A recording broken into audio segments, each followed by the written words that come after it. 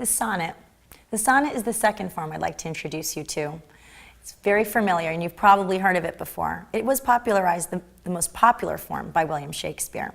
There are actually two main forms of the sonnet. The first is not Shakespeare's. The first is the Italian sonnet, which is also known as the Petrarchan sonnet. It was popularized in the 14th century, and its structure is different from the Shakespearean sonnet.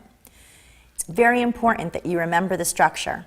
Italian sonnets consist of one octave, and if you've been studying and you remember, that's 8 lines, followed by a sestet, which again is 6-line stanza. So the Italian sonnet is an octave followed by a sestet. There also is specific rhyme and meter. English sonnets are the most popular ones because they were popularized by Shakespeare. He wrote so many. They also follow a rigid rhyme and meter pattern.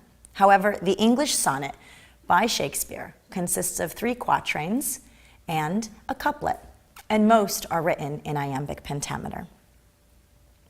Here's an example of an Italian sonnet by Francesco Petrarch, who invented the Petrarchan sonnet.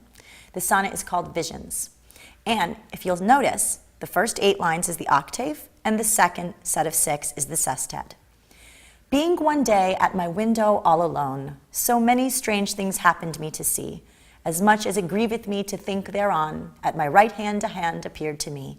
So fair as mote the greatest god delight, 2 eager dogs did her pursue and chase, of which the one was black, the other white, with deadly force, so in their cruel race. They pinched the haunches of that gentle beast, that at the last and in short time I spied, under a rock where she, alas, oppressed, fell to the ground, and there untimely died. Cruel death vanquishing so noble beauty, oft makes me wail so hard a desire.